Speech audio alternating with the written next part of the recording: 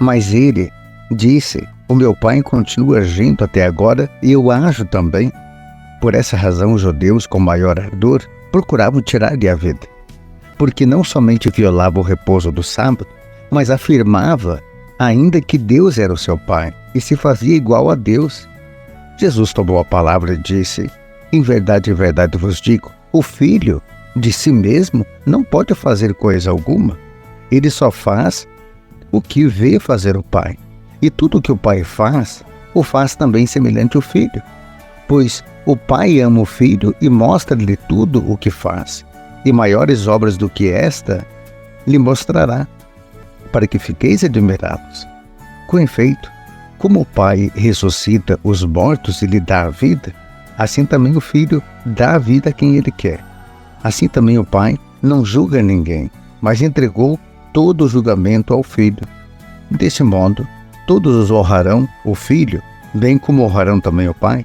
Aquele que não honra o Filho não honra o Pai que enviou. Palavra da salvação. Glória a vós, Senhor.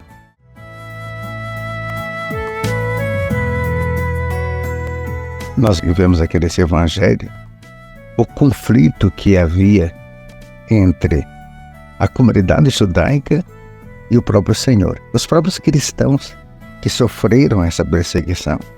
As lideranças ficavam indignadas porque Jesus não só não respeitava o sábado, mas Jesus afirmava essa realidade de que ele era filho do Pai do céu.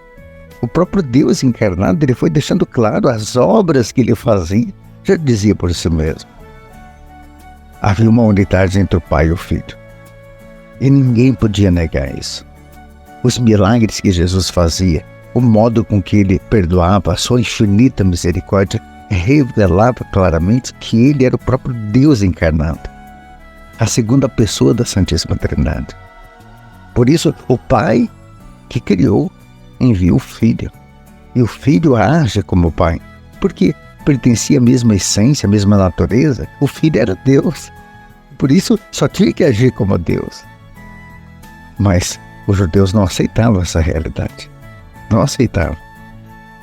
Os judeus procuravam com maior ardor tirar a vida do Senhor.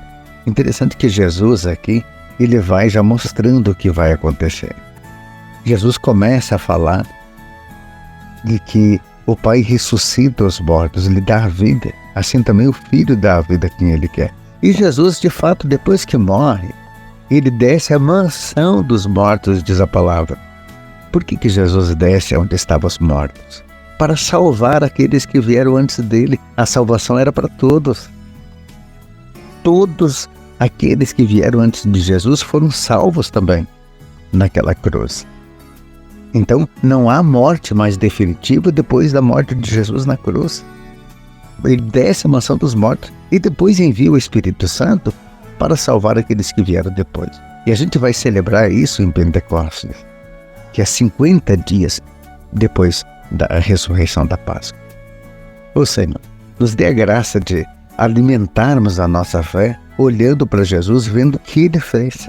Nós reconhecemos o nosso Deus em Jesus Cristo, porque Jesus, Ele agiu como Deus. Ele demonstrou ser o Santo dos Santos.